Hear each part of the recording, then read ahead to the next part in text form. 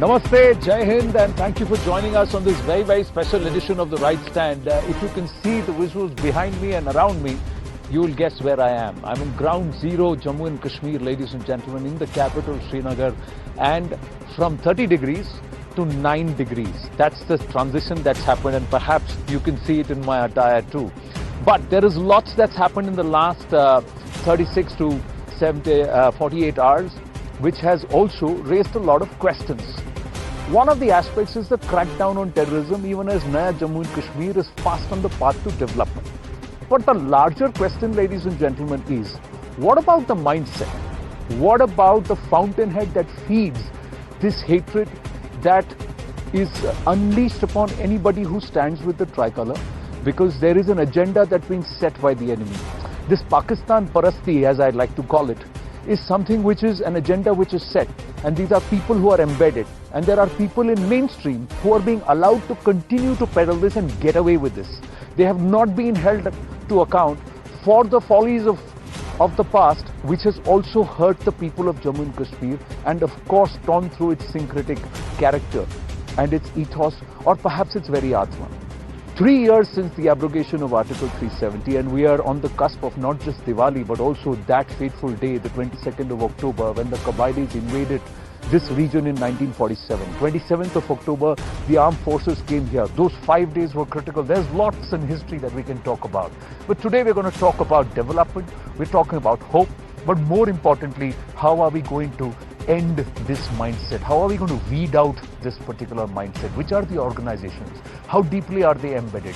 Is the cleanup that is happening by the administration currently under the leadership of the LG Manoj Sinha, is that good enough? Is that fast enough, or more needs to be done?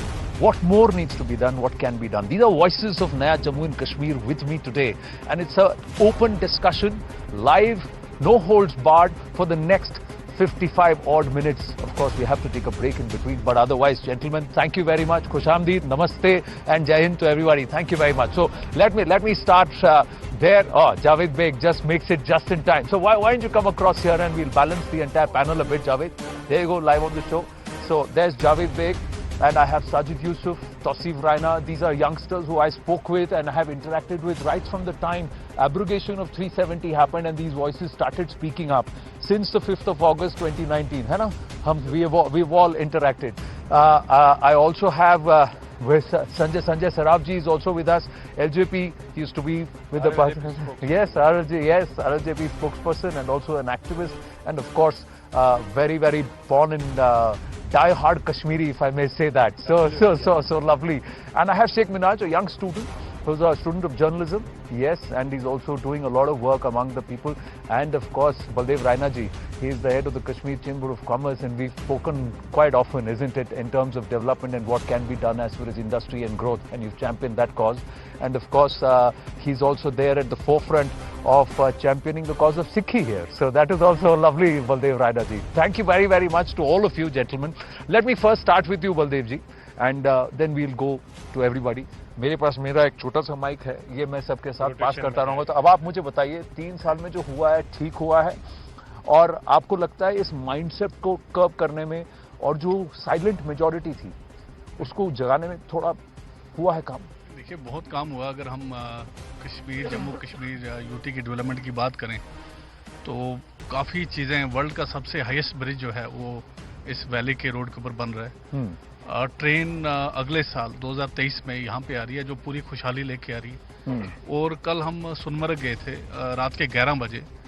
वहाँ पे जो project पे काम चल रहा है, tunnel पे काम चल रहा है, जो फर्स्ट टाइम हिस्ट्री में जो है सोनमर्ग खुला रहेगा, उसका टनल का भी जो है वो भी ओपनिंग हो रही है, और जोजिला टनल.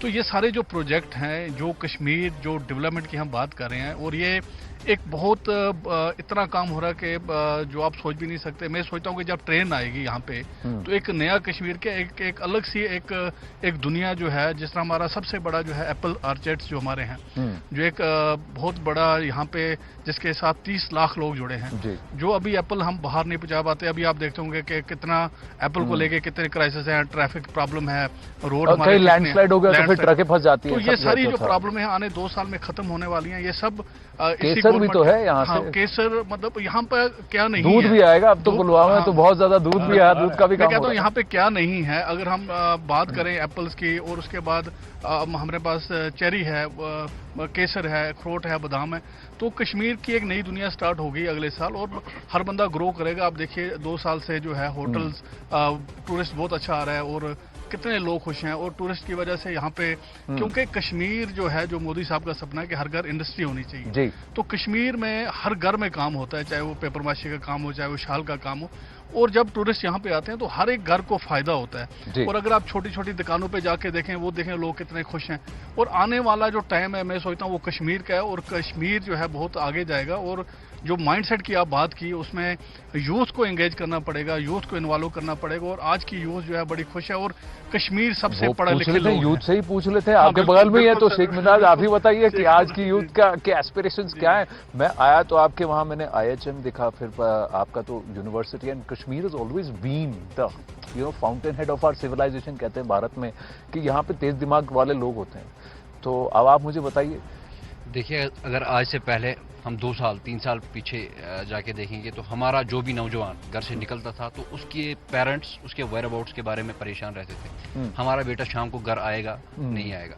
लेकिन अगर आफ्टर एब्रोगेशन ऑफ आर्टिकल 370 और जब से हमारी करंट एडमिनिस्ट्रेशन यहाँ पे संभाल रही है, तब से अगर देखेंगे तो हर कहीं पे हमारा जो युवा है वो एक्सेलरेट कर रहा है, चाहे स्पोर्ट्स में हो, चाहे कोई और मैदान हो। हमारा बढ़िया कॉम्प्लेक्स बना है बख्शी हमारा जो भी युवा है कश्मीर का, हम देखेंगे निगहत बशीर हमारी एक बच्ची थी, निगहत बशीर ने हमें नेशनल इंटरनेशनल फोरम्स पे रिप्रेजेंट किया, और कल को उसने जॉब भी ले ली।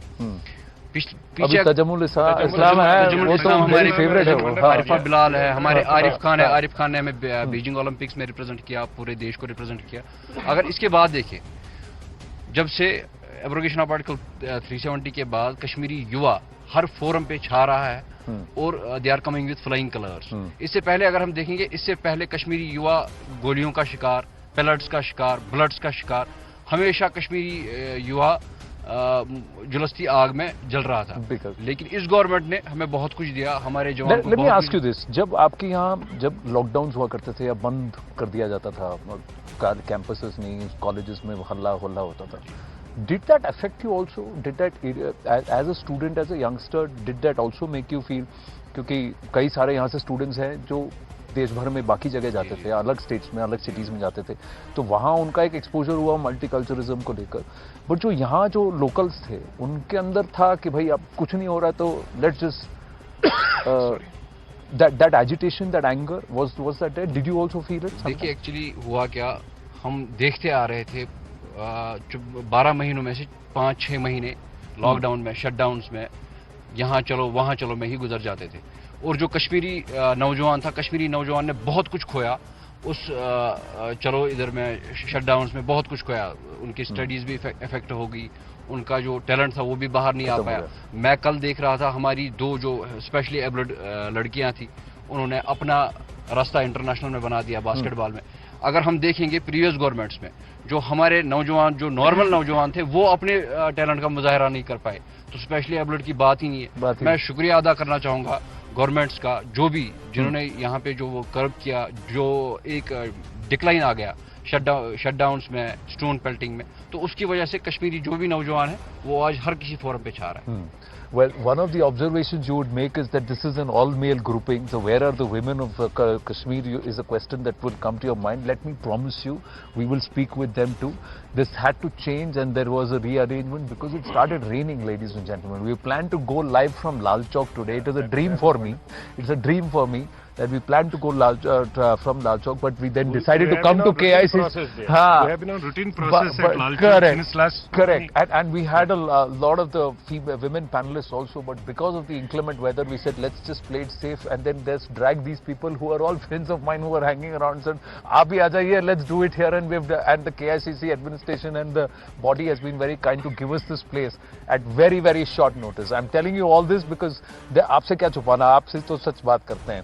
तो Sanjay ji, so let me ask you this, कि ये जो माइंडसेट वाला इशू है, कुछ लोग हैं जो सेंटर में मिनिस्टर रहे हैं, जो यहाँ चीफ मिनिस्टर रहे हैं, उनकी बादशाहत रही है, ये परिवारवाद का जो चक्कर है, एंड दे आर सेइंग ये तो होता रहेगा, Why do they say something? They are the people those who have created militancy in Kashmir. But they get security at taxes that you pay. That's the second part. The first and primary part is they are the people those who created. Rajiv Farooq accorded the creation of militancy through this Dr. Farooq. Sheikh साहब को कश्मीर में जो मर्जी लोग बोले, उसने Kashmiri particularly Kashmir मुसलमान के हाथ में कलम दिया था. At this doctor Farooq Abdullah ने वो कलम लेकर गन और पत्थर दे दिया. He is the main creator of this culture. You believe he did? Of course, I don't believe. Whatever he says, that hardly matters. It is unfortunate as a country, some leaders are just entertaining these type of terrorists. I am openly saying on national channel, he is more worse than a terrorist. एक पूरन Christian Kashmiri पंडित को मारा जाता है, और ऐसा एक जिसको हम कश्मीर में दांद कहते हैं, जिसको बफेलो कहते हैं ना कश्मीरी में, हम डॉक्टर फारूक साहब को दांद कहते हैं. He is such type of a दांद जो ओपनली कहता है कि यार ऐसे तो मरते रहेंगे. What nonsense is creating, what sort of क्या चाहता क्या है वो. कश्मीर में 1 लाख से ज्यादा लोग मारे गए. कश्मीरी पंडित 4.5-5 लाख बेचारे यहां से माइग्रेंट हो गए. यहाँ का यूथ नौजवान जहां भी देश में कहीं पर जाता था एक अलग नजर से देखा जाता था, just because of doctor Farooq. और आज भी उसका दिल नहीं भर रहा है. उसकी फ्रस्ट्रेशन आज इतनी ज्यादा है क्योंकि आज का कश्मीर यूथ जो है, नौजवान है, वो टोटली चेंज हो गया है. इन्होंने जो माइंडसेट क्रिएट किया था, आजादी, greater autonomy, self rule, Pakistan 370-35 से, people of the place, youth particularly जो ऑनरेबल प्रधानमंत्री के माध्यम से नया कश्मीर का जो एजेंडा लेकर चले, honourable home minister, and we are really very lucky we have such a wonderful LG who is from Banaras Hindu University as well as a political background. Such a wonderful person who simply means business. Ground zero पर काम कैसे करना है, कैसे deliver करना है और youth को कैसे एनकरेज करना है. That is the way what youth of the place need. और उस यूथ का जो माइंडसेट है, जो वो माइंडसेट उन्होंने क्रिएट किया था उनको 370-35 और आजादी वाले चक्कर में, आज कश्मीर के यूथ को पता है.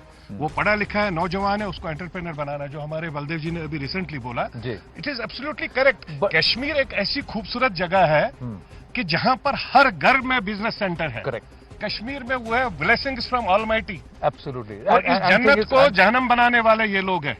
And I see that not just opportunity, enterprise, but anything and everything in this region, ladies and gentlemen. If you and I'm not just saying Kashmir, even Jammu included. There are so many virgin places and so many virgin opportunities. Everything is an opportunity here. So there is no reason why this place should not prosper. You talked about Farooq Abdullah's mindset and your point of view. The Honorable LG Manoj Sinha, just a short while ago at a function in Raj Bhavan, came out all guns blazing against Farooq Abdullah. Listen in. Why?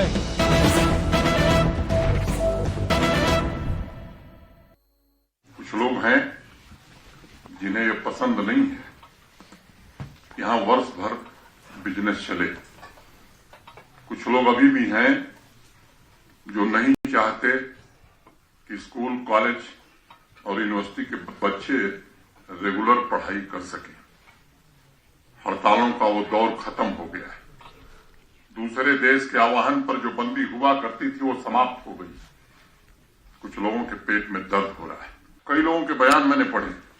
किसी पर व्यक्तिगत मैं टिप्पणी नहीं करना चाहता हूं. कुछ लोग न्याय की बात कर रहे हैं. जस्टिस टू हुम, किसको न्याय देने की बात कर रहे हैं. So I'm just going to stop there. There is more that he has said, but Javed Beg, Tausif, and Sajid were all there. So Javed, I'm going to start with you and then come closer back to me. He said कि फारूक अब्दुल्ला साहब का नाम तो नहीं लिया, पर उन्होंने कहा कुछ लोग हैं जो कह रहे हैं कि जब तक इनको जस्टिस नहीं मिलेगा, ये होता. किसकी जस्टिस की बात कर रहे हैं? एसडी साहब also turning around and showing him the mirror. बिल्कुल आनंद, मैं मजम्मत करता हूं फारूक अब्दुल्ला के इस बयान की. एक ऐसे हालात से हम गुजर रहे हैं जिसमें हमें एक दूसरे का साथ देना है. कश्मीरी पंडित और कश्मीरी मुसलमान एक खून है, एक जात है. हमारे मजहब अलग अलग है लेकिन हम एक ही खून के लोग हैं. हम एक ही परिवार के लोग हैं. ऑनरेबल एलजी साहब ने जिस तरीके से आज आश्वासन दिया, मैं उस फंक्शन में था, हमने अभी डिनर किया ऑनरेबल एलजी साहब के साथ. बिल्कुल, हम एक बुक लॉन्च हो रही थी वहां पे, रॉबल नागी जी की, हम वहीं पे थे, हम सारे. उन्होंने हर एक मुद्दे को टच किया वहां पे. हमने 1 घंटा उनको सुना. 1 hour we were listening to honourable LG साहब. उन्होंने हर एक मुद्दे को टच किया, पॉलिटिकली, सोशली, इकोनॉमिकली, हर एक मुद्दे को। और उनने बिल्कुल आज जिस कॉन्फिडेंस में मैंने अपने ऑनरेबल एलजी साहब को देखा, उस कॉन्फिडेंस से आज के नौजवान को भी एक कॉन्फिडेंस मिलता है जो पिछले 30 साल से बिलखुसूस और 75 साल से मिसिंग था इस पार्ट ऑफ आवर कंट्री में। दूसरी बात, जो 2-3 दिन में यहां वाकयात हुए, हर एक को उन वाकयात पे बिल्कुल तरस आ रहा है। लवाहिकीन के साथ है, हमारे समाज के अलग अलग तबकों के लोग हैं। आप देखिए यहाँ पे एक बिजनेस लीडर है हमारे बलदेव सिंह जी, हमारे यूथ लीडर है संजय सराफ जी, कश्मीरी पंडित हमारे सोसाइटी के एक लीडर है Tauseef Raina ji, elected chairperson municipal committee Baramulla, Sajid Yusuf साहब बीजेपी के लीडर है, I as an political activist, everybody we are condemning these heinous acts. लेकिन एक सीनियर सिटीजन, इस समाज के मेंबर और बदकिस्मती से हमारे जम्मू कश्मीर के पूर्व मुख्यमंत्री एक ऐसे रिस्पॉन्सिबल इमैच्योर बयानात देते हैं जिससे एक तो हम सबका दिल दुख गया, दूसरा लवाहिकीन पे क्या गुजर रही होगी ये हम सब जानते हैं। उनकी वजह से फारूक अब्दुल्ला साहब या उनके जैसे माइंडसेट रखने वाले लोग, उनकी वजह से हमें शर्मिंदगी उठानी पड़ती है। हम पिछले 30 साल में जो कुछ यहां पे हुआ उसके लिए शर्मिंदा है हम, ऐसा नहीं होना चाहिए था। क्योंकि यहां 1 लाख, अभी संजय सराफ साहब ने कहा 1 लाख नौजवान कब्रों में है और जितने बच्चे कुचे हैं वो इस वक्त ड्रग्स में है। वो सब इन्हीं रिवायती सियासी जमातों ने, खासकर कांग्रेस और नेशनल कॉन्फ्रेंस का जो रोमांस था, नाजायज रोमांस, जिन्होंने डेमोक्रेसी के, जमहूरियत के मंदिर पे डाका डाला 87 में, तब से लेकर अभी तक जो बाकी डाके इन्होंने डाले या इनके साथ जो सियासी जमातें हैं वो कोई नहीं भूल सकता है। हम ऑनरेबल प्राइम मिनिस्टर साहब से गुजारिश करेंगे आपके चैनल के माध्यम से कि वो इसकी कॉग्निजेंस ले। जिन्होंने डाके डाले उन्हें काफी किरदार तक पहुंचाए, उनकी जगह जेल में है। लेकिन एक बात आपने भी ये बात कही, see I have been speaking to a lot of people, Javed just give it to Sajid also. See one of the aspects is many people say that those who did this by the dint of power or political power, now the people are empowered, so when the time of ballot comes the people will respond, the people will teach them a lesson. Do you agree? आप मानते हैं कि ऐसा होना चाहिए, या आपको लगता है कि जो इन्होंने किया है, जिसकी वजह से जो भी हालात हैं जम्मू एंड कश्मीर में या जो भी दुनिया में जिस तरीके का नैरेटिव होता है, तो उसके लिए इनको किसी ना किसी तरह you have to hold them accountable. और ये does not stop at mister Farooq Abdullah और उमर अब्दुल्ला और एट महबूबा मुफ्ती, एक बहुत बड़ी ग्रुप है, जमात है ये। देखिए एब्सोल्युटली, जहाँ तक फारूक साहब के बारे में बात करूँ, फारूक साहब का एक करप्शन है क्रिकेट एसोसिएशन में उनका, लेकिन बदकिस्मती जैसे जावेद भाई ने भी कहा कि अभी तक जिन लोगों ने यहाँ पे कश्मीरियों का, मैं कह सकता हूँ, खून लूटा, यहाँ हमारी जो नौजवान का जो पैसा था उनके खेल कूद में जो लगने वाला था, वो इन लोगों ने अपनी महलें और गुपकार की बड़ी बड़ी बिल्डिंगें और दीवारी बना दी। लेकिन बदकिस्मती ये जो चोर और चकाटे जो डाकू है गुपकार वाले, ये लोग आज भी अपने आलीशान बंगले में बैठे हुए हैं। मैं आपको ये चीज़ बता दूं कि आज भी ये लोग ऐसे दावा करते हैं कि कश्मीर में कभी खून खराबा बंद नहीं होगा, क्योंकि आग इन लोगों ने लगाई। और आग लगाने के बाद आज जब सेंट्रल गवर्नमेंट को ये आज ये कहते हैं आप पहले ट्यूबवेल ट्यूबवेल बनाइए, ट्यूबवेल से आप पानी भी निकालिए, फायर सर्विस का इंतजाम भी कीजिए, और आप जो आग हमने लगाई है पिछले 30 साल से आप उसको बुझाइए भी। तो ये लोग ये एक्सपेक्ट करते हैं कि रातों रात ये चीजें होंगी, क्रिएशन इन लोगों की है। मैं आपको ये चीज याद दिला दूं कि जब कश्मीरी पंडित्स का एक्सोडस हुआ, यही वही फारूक अब्दुल्ला थे जो यहाँ से लंदन भाग गए। ये पहली चीज तो कश्मीरी पंडित, मैं ये कहता हूँ कि नॉट ओनली कश्मीरी पंडित बल्कि कश्मीरी मुस्लिम भी आज के दौर में इनको क्वेश्चन करना चाहिए कि ये कश्मीर, ये जो फारूक अब्दुल्ला खुद को बड़े बड़े दावे करते हैं कि मैं लोगों का जो सीएम हूं या लोगों का जो लीडर हूं, कि जब पंडित का एक्सोडस हुआ तभी लंदन क्यों भागे। और जब आज बात आई कश्मीरी पंडित की, जहां हमारे कश्मीरी भाइयों का कत्ल हो रहा है या कश्मीरी मुस्लिम या सिख्स का जो कत्ल हो रहा है, वो आज इस पे आग लगाने का काम कर रहे हैं। फारूक साहब हो या हमारी सो कॉल्ड महबूबा मुफ्ती हो, मैं उसका भी एक बता दूं कि उनका भी एक नीति रवैया रहा है। उनका जो वोट बैंक आज तक पॉलिटिक्स था वो जमात इस्लामी के दायरे में हुआ। उनने आज तक जितने भी इलेक्शन लड़ी, जमात इस्लामी की क्रिएशन जो है वो पीडीपी और इन लोगों ने की, और वो ही इन लोगों के वोटर्स थे। आप ये बता रहे थे कि इलेक्शन, जो लोग ये दावा करते हैं कि इलेक्शन होना चाहिए, हम इनको दिखा देंगे, ये हमें क्या बताएंगे इलेक्शन के, क्योंकि इनको पता है हम लोगों ने अपने यहाँ पे जो है इनके प्रॉक्सीज प्लेयर जो है जमात इस्लामी जो है यहाँ पे, या इनके जो टेरर नेक्सस यहाँ पे बैठे हुए हैं, इनको लगता है हमने इनको एम्पावर करके सिस्टम में बिठाया और ये लोग कल को हमें जिताएंगे। ऐसा होने वाला नहीं है। हमारे पास आज नए नए लीडर्स है जिनके पास कोई पॉलिटिकल बैगेज नहीं है, जिनके खिलाफ कोई करप्शन नहीं है, जिनके खिलाफ कोई पीएसए या कोई डिटेंशन या कोई ऐसा भी उनके पास क्रिमिनल कोई चार्ज नहीं है, आज के डेट में वो लड़ने के लिए तैयार है। वो वक्त आने पर मैं आपको ये चीज बता दूं कि हमारे साथ तौसीफ राना है, जिनके खिलाफ कोई बैगेज नहीं, पॉलिटिकल बैगेज नहीं है, आज एक इलेक्टेड रिप्रेजेंटेटिव लड़के आए। एक टाइम ऐसा था जब फारूक अब्दुल्ला को लगता था कि कोई भी ग्रास रूट डेमोक्रेसी आया हुआ बंदा जो कल तक के किसान का बेटा हुआ था, उसको हक नहीं था इलेक्शन लड़ने का। आज वो हमारे आज वो वक्त आया कि हमारे जो तौसीफ भाई है, एक खेती बाड़ी या मैं कह सकता हूँ फार्मर के बेटे, आज इलेक्शन लड़के यहाँ पे हमारे सामने खड़े हैं। तो फिर तौसीफ राना से ही पूछते हैं कि तौसीफ एक बात बताइए कि पत्थर का कोई फेंकेगा, कोई हुड़दंग मचाएगा या फिर कोई बंदूक चलाने की कोशिश करेगा तो उस पर पीएसए है, पर जिसने ये माहौल बनाया उनके खिलाफ कोई पीएसए नहीं है। आपको लगता है कि आपको नहीं लगता कि आपको खुद स्टॉप किया गया था कितने साल? इसका जवाब ऑनरेबल एचएम को देना चाहिए। I am being very clear and honest, और मेरी जाती राय, you mean the union home minister?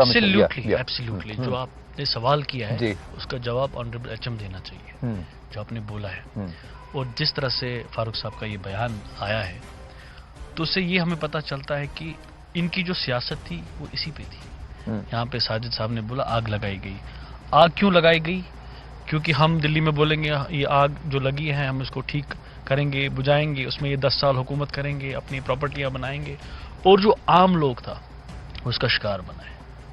जो इस तरह की यहाँ पे पॉलिटिक्स रही है, पहले एक पूरी कम्युनिटी को वाइप आउट किया गया यहाँ से।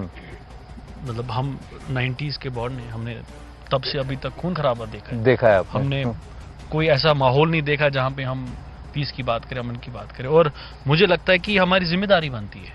ना मैं एचएम से अपील करता हूं, ना मैं प्राइम मिनिस्टर साहब से अपील करता हूं, ना मैं एलजी साहब से अपील करता हूं, मैं अपने नौजवानों से अपील करता हूं, कश्मीरी नौजवानों से।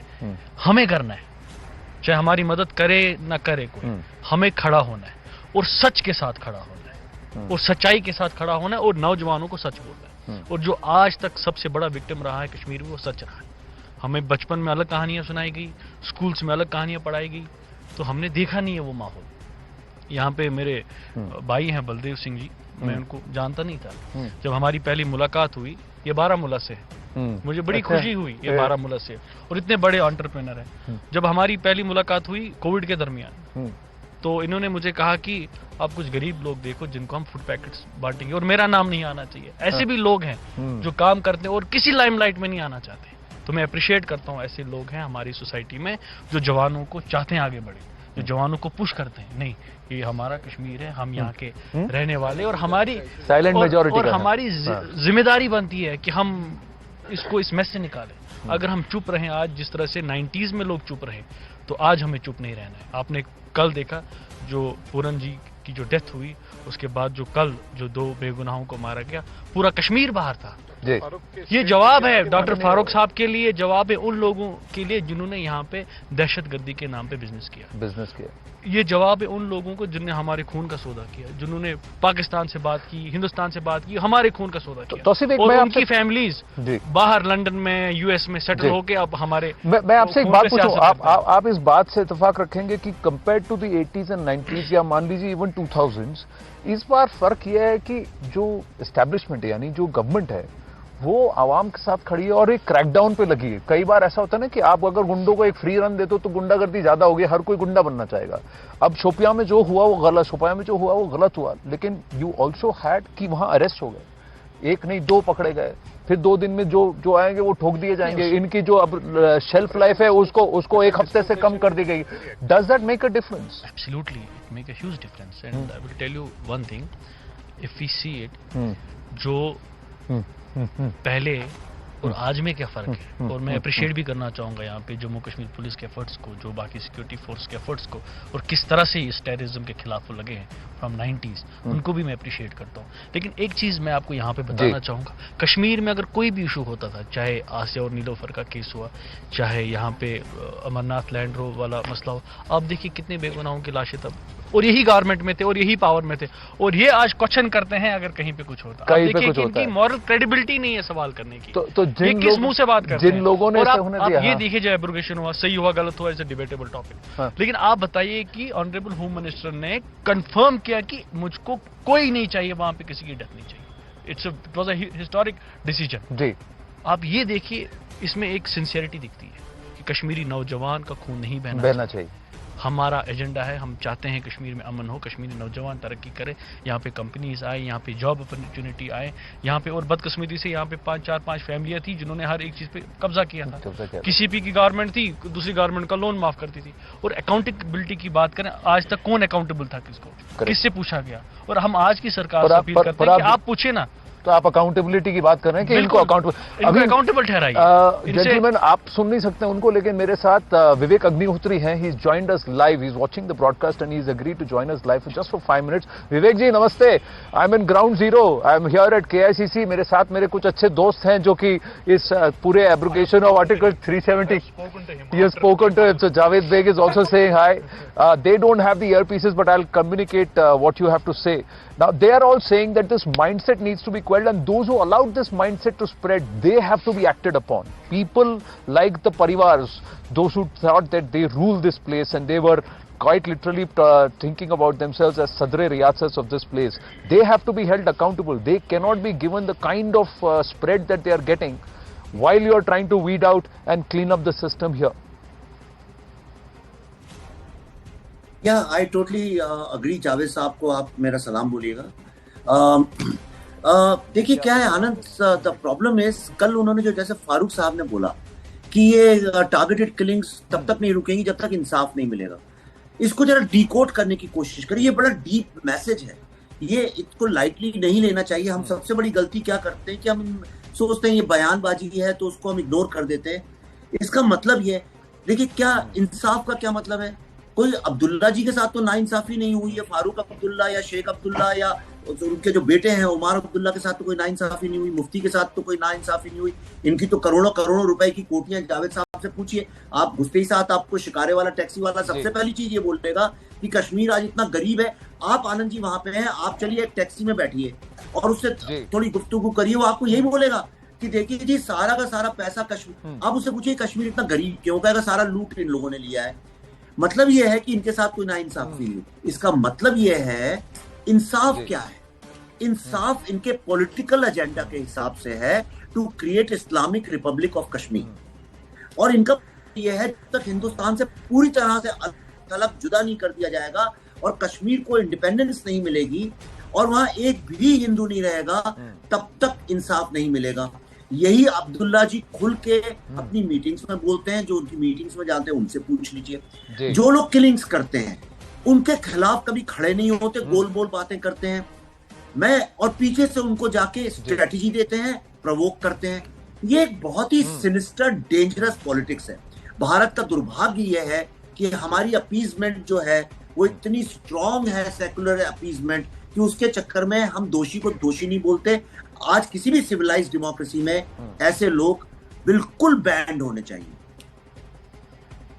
Vivek ji, I'm going to take what you're saying and take it across with this panel and then come back to you. I request you to please stay on. You've really added not just value but everybody is enjoying it. Javed bhai वो यही कह रहे हैं and सराब जी मैं आपसे पूछना चाहूंगा कि विवेक अग्निहोत्री जी का कहना है कि फारूक अब्दुल्ला जैसे लोग जो एजेंडा चलाते हैं उनका एजेंडा ये है कि वो रैलीज में जाकर वही बात करते हैं। इनको तो इंसाफ की जरूरत नहीं, क्योंकि अगर आप आम कश्मीरी से जाकर पूछेंगे, बोले कश्मीर गरीब क्यों है, बोले सब तो इन्होंने लूट लिया, तो इनकी तो करोड़ों की इनकी संपत्तियां हैं, इनका इन्होंने तो अपनी मिल्कियत बना ली, तो इनके साथ तो नाइंसाफी नहीं हुई। इनका एजेंडा है कि इसको इस्लामिक रिपब्लिक ऑफ कश्मीर बनाए, भारत से अलग तोड़ दें, यहाँ से लोगों को बाहर निकालें। और एक चीज ऐड करना चाहता हूँ आपके मीडिया के माध्यम और इनको बिल्कुल ऑनरेबल होम मिनिस्टर साहब, विवेक जी से ऑनरेबल होम मिनिस्टर साहब को विवेक जी भी सुन रहे हैं, पूरा हम लोग पैनल बैठा है, पूरा देश सुन रहा है। मैं एक चीज, I think it is a valid point, जितने बच्चे उमर अब्दुल्ला की गवर्नमेंट के टाइम और महबूबा जी की गवर्नमेंट के टाइम मारे गए हैं, इन लोगों को उसके अगेंस्ट में FIRs होने चाहिए और इनको अकाउंटेबल मानिए। आपको ये सुनकर बड़ा दुख होगा, Mehbooba was the chief minister, Mehbooba ji chief minister थी, उमर अब्दुल्ला ने बुरहान वानी के टाइम स्टेटमेंट क्या दे दिया, जैसे इसका बाप दे रहा है, they are used with such type of statements. Burhan Wani के टाइम उमर अब्दुल्ला कह रहा है उसके ग्रेवयार्ड से तो पता नहीं कितने बुरहान वानी और निकलेंगे। That was the message which he has given to whole of the place. और उसके बाद सेम उमर अब्दुल्ला सेज, महबूबा जी तुम्हारे टाइम तो 130 बच्चे मारे गए, मेरे टाइम तो 124 ही बच्चे मारे गए। 254 यूथ, नौजवान Jammu Kashmir and particular Kashmir valley का यूथ मारा जाता है और वो आपस में डिस्कशन करते हैं, आपके टाइम में 124 मारे गए, मेरे टाइम में मेरे टाइम में 124 मारे गए, आपके टाइम में 130 मारे गए। मैं रिक्वेस्ट कर रहा हूं ऑनरेबल होम मिनिस्टर से, जितने वो 256 बच्चे मारे गए, उसके बगैर में स्टोन पेल्टिंग, पैलेट गन, जितने से बाकी बच्चों को आ गए, उन सब के लिए आज हम इंसाफ मांग रहे हैं। क्योंकि ये गवर्नमेंट, हमारी गवर्नमेंट, ऑनरेबल प्रधानमंत्री माननीय नरेंद्र मोदी जी का जो गवर्नमेंट है, ये इंसाफ देगी उन बच्चों को। और ये वो माइंडसेट इन लोगों का, लीडर्स का आज क्लियर करेगी the way they want to create. मैं आपको बताता हूं, जैसे ये होगा विवेक जी, जैसे ये होगा, and I will come back to you and then I will take it to Baldev ji, जैसे ये होगा इसको फिर कहा जाएगा कि आप इनके पीछे पड़े हैं। ये बीजेपी का एजेंडा है या ये सरकार का एजेंडा है कि पुराने नेताओं के पीछे पड़े हैं, तो ये फिर वो विक्टिमहुड वाली बात आ जाएगी। जी, इट डज नॉट मैटर। आपको शायद याद नहीं है, 370-35 से हम सब भाई यहां पर ही थे। जितने टाइम ये जेल में थे, ना कहीं पर पत्थर हो गया, ना कोई मिलिटेंट था, ना कहीं पर कोई गोली मारी गई। मैं कहता हूं इनको अकाउंटेबिलिटी में ले लीजिए, इनके अगेंस्ट एनआईए के थ्रू केसेस करिए, आपको सब पता चलेगा यहाँ मिलिटेंसी कौन कर रहा है, पूरा मिलिटेंसी कौन चला रहा है। सब लोग ये कहते हैं कि टैक्स पेयर का जो सिक्योरिटी और जो इनको मिल रहा है, घर मिल रहा है, महबूबा जी अभी भी चीफ मिनिस्टर या अपने जो स्टेट बंगला है उनको खाली नहीं किया, वो सब खाली करवा दीजिए, सड़क पे घूम के देखें कि लोग इनके बारे में क्या सोचते हैं। आप क्या सोचते हैं? आनंद, आई डोंट नो किसने बोला, जावेद भाई ने बोला, किसने बोला, मुझे दिख नहीं रहा इसलिए मुझे पता नहीं है, पर संजय सराफ जी हैं। हाँ, सराफ जी ने बहुत करेक्ट बात बोली। 100 पते की एक ही बात है कि अगर एविडेंस और डेटा कोई चीज होती है, अगर दुनिया उसको मानती है, तो क्या कारण है जब ये लोग जेल में थे तो ऐसा कुछ नहीं हो रहा था, और जेल से आने के बाद क्यों चालू हो गया? दूसरी बात और आप देखिए, ये जो टारगेटेड किलिंग्स हुई हैं, इनमें बहुत सारी किलिंग्स जो है AK-47 से नहीं हुई हैं, वो रिवॉल्वर से हुई। करेक्ट? इसका क्या मतलब है? इसका मतलब ये पॉलिटिकल किलिंग्स थी, ये पॉलिटिकल किलिंग्स थी। तीसरी बात, अभी वो अब्दुल्ला साहब कई बार जो है हमदर्द कहते हैं, हम तो चाहते हैं हिंदू लोग हमारे यहाँ के रहें, हमें कोई प्रॉब्लम नहीं है, गवर्नमेंट क्यों नहीं भेजती है? भाई आप पॉलिटिकल लीडर हैं, आप कोई नॉर्मल, आप कोई बिजनेसमैन या फिल्म मेकर नहीं है, आप पॉलिटिकल लीडर हैं। आप क्यों नहीं जाके वहां डीजी के सामने धरना देते हैं, पुलिस स्टेशन में धरना देते हैं कि जब तक जितने हिंदू मारे गए थे उनके खिलाफ FIR नहीं लिखी जाएगी, उनकी अगर जब तक जांच नहीं होगी और सजा नहीं मिलेगी, हम यहाँ से उठेंगे नहीं। दूसरी बात, कल जब पूरन जी की मौत हुई या किसी और की जब ऐसे मौत होती है, तो ये लोग क्यों नहीं जाके, होम मिनिस्टर ऑफ इंडिया, इनको सरकार से इतनी शिकायत है, नेशनल कॉन्फ्रेंस जाके उनके घर के सामने धरना दे दे कि साहब जब तक टेररिज्म, इस्लामिक टेररिज्म खत्म नहीं होगा कश्मीर से, हम यहाँ से उठेंगे नहीं। और तीसरी बात, जब भारत में कन्हैया लाल जैसे लोगों का मर्डर होता है सर तन से जुदा, क्यों नहीं फारूक और उमर अब्दुल्ला उसके खिलाफ आवाज उठाते हैं?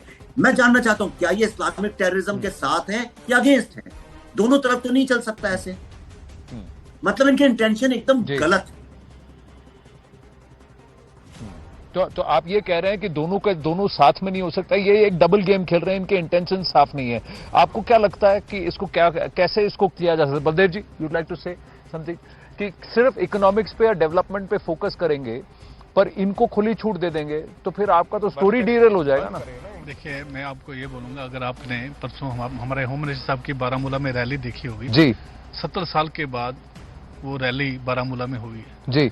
मैं तो ये मानता हूँ कि जो हमारी पॉलिसियां और जो हमारे यहाँ पे हमारे लेफ्टिनेंट गवर्नर मनोज सिन्हा साहब और जो हमारे HM साहब और हमारे प्राइम मिनिस्टर मोदी साहब की जो पॉलिसीज हैं, अगर आप गोल्डन कार्ड की बात करें, कल हम बैठे थे, काफी डॉक्टर हमारे साथ थे, जो लोग लाख रुपए के लिए मर जाते थे, उनको कोई पैसे नहीं देता, आज वो फ्री में इलाज करा रहे हैं।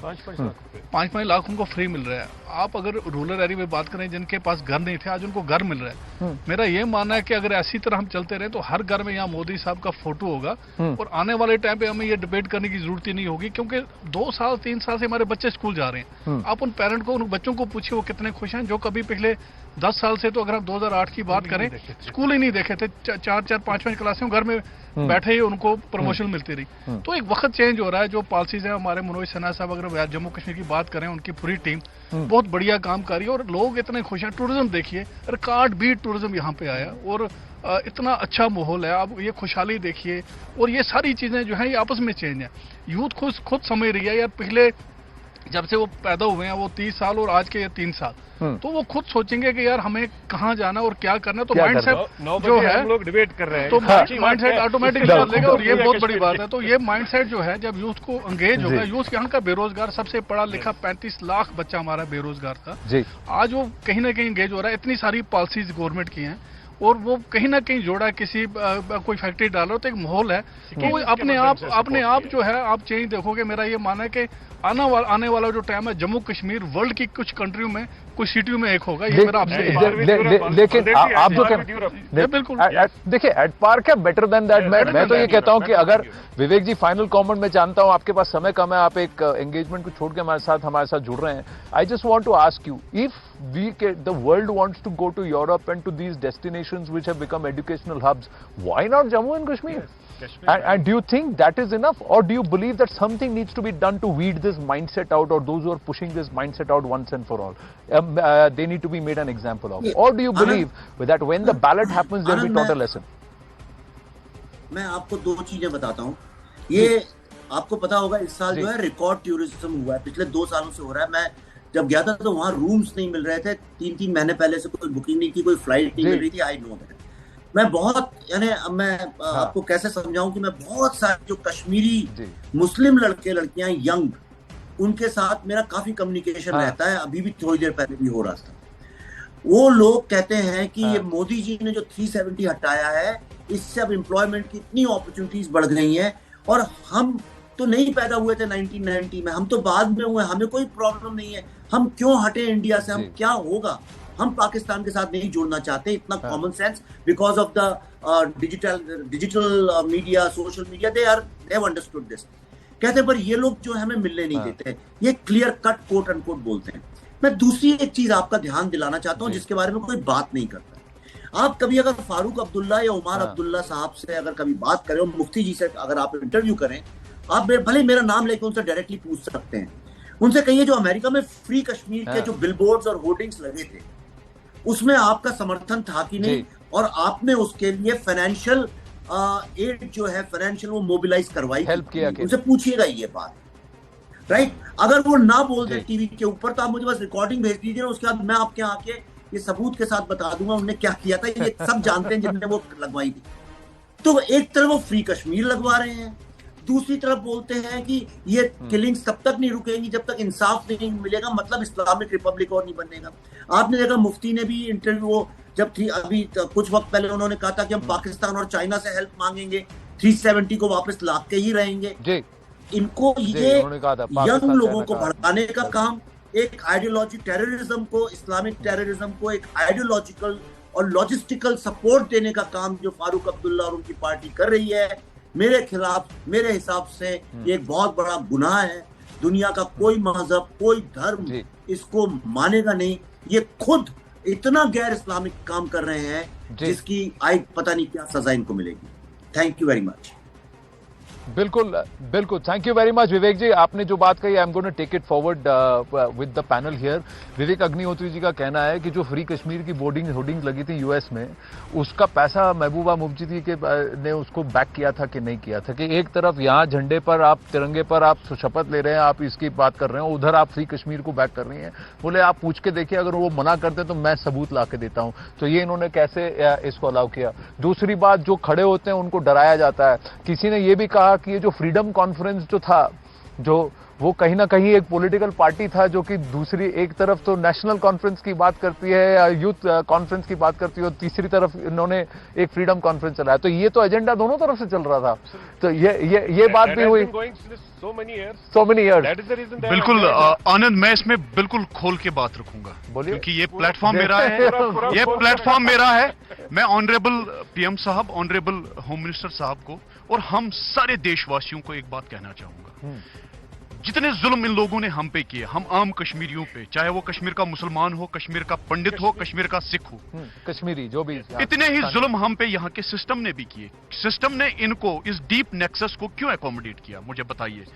50-50 गाड़ियों का इनका कारवां होता है, सिक्योरिटी, ये वाली सिक्योरिटी, वो वाली फला फिस्तानी सिक्योरिटी, और एक आम जो जमीन से जुड़ा हुआ सियासी लीडर हो, जमीन से जुड़ा हुआ जो है बिजनेस लीडर हो, जमीन से जुड़ा हुआ समाजी लीडर है, है, जो कंट्रीब्यूट करता है, जो ग्राउंड जीरो पे काम करता है और हर एक बला के साथ लड़ता है, चाहे वो पार वाली बला हो या यहां वाली वहां वाली बला हो।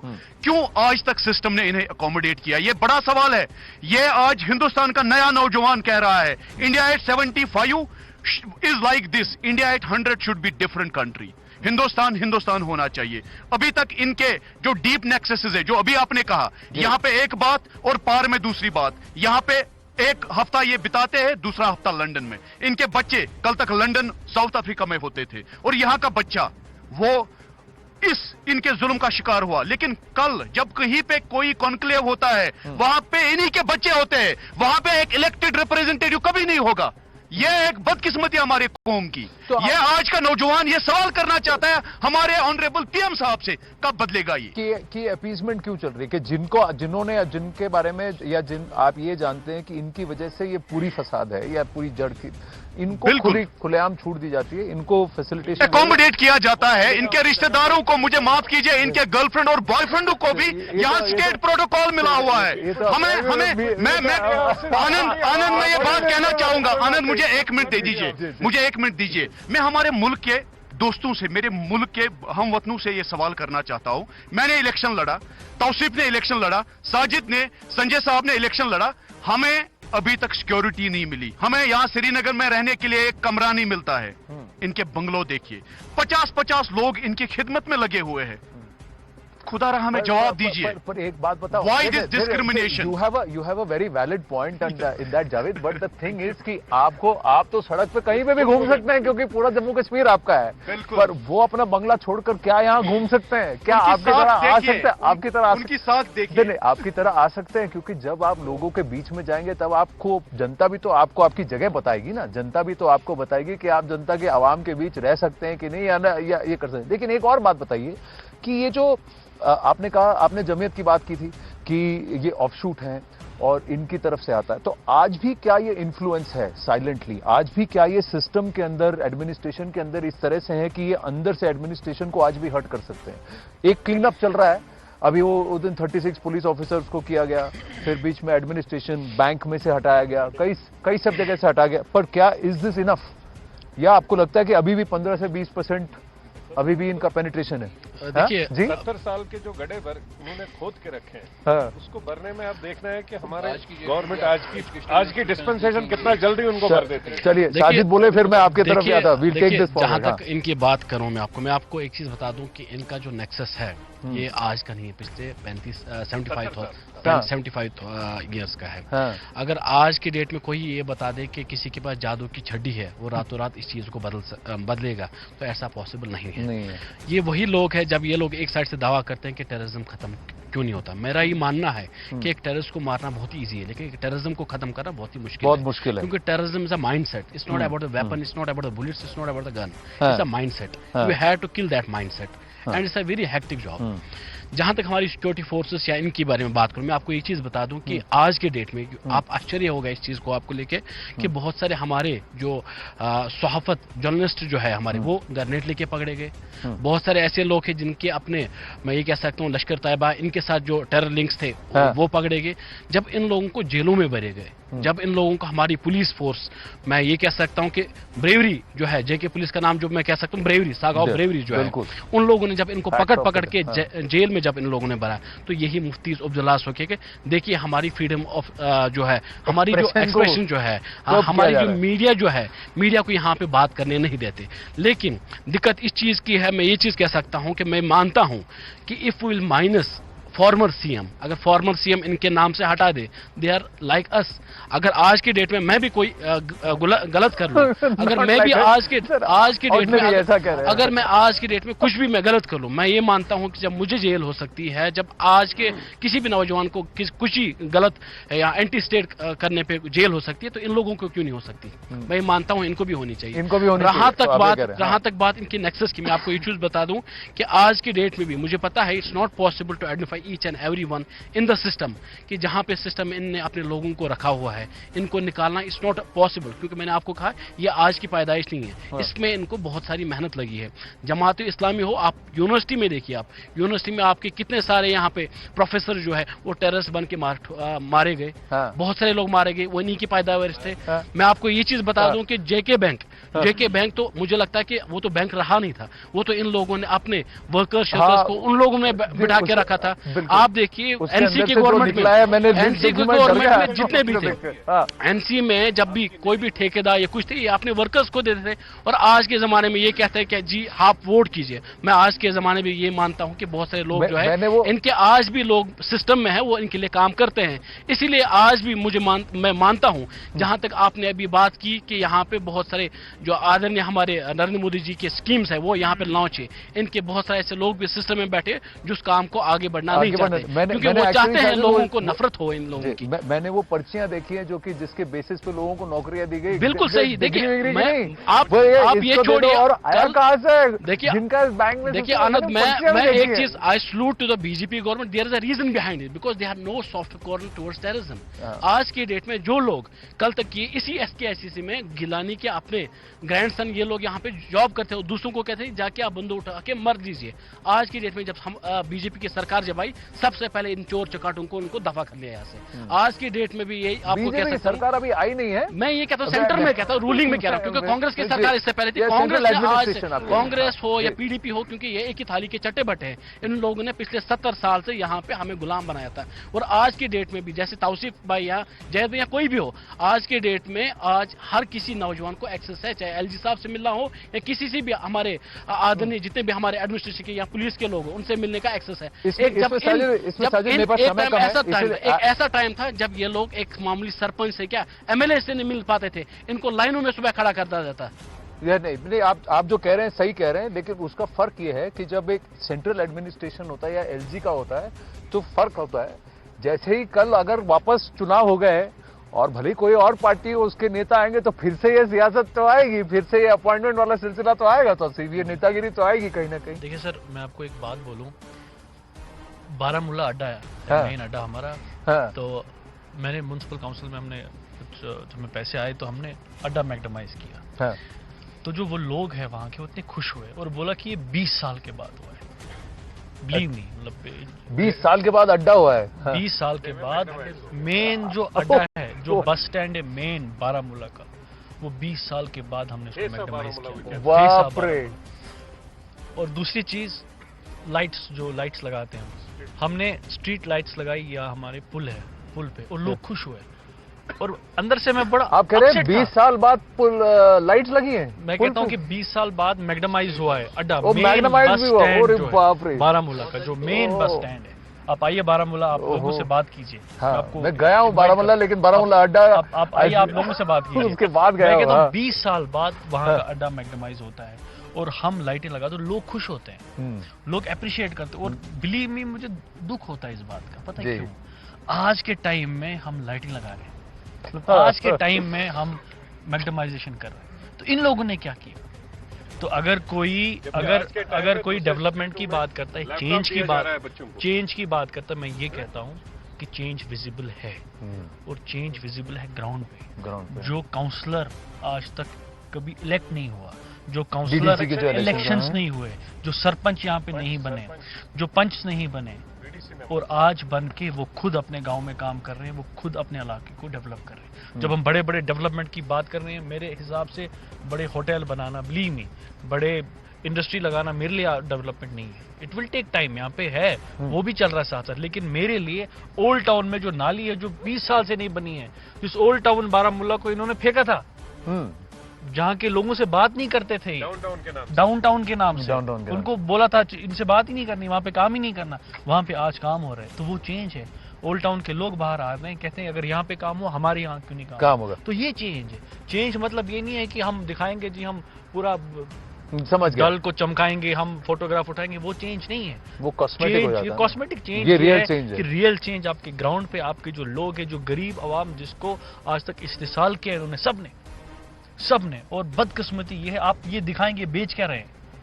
करेक्ट। ये अगर एक इंसान अगर पॉलिटिक्स में आता है, ये मैं अपने लिए भी बोल रहा हूँ, उसके पास कुछ नहीं होता है, अब 2-4-5 साल में करोड़पति होता, पैसा कहाँ से आया?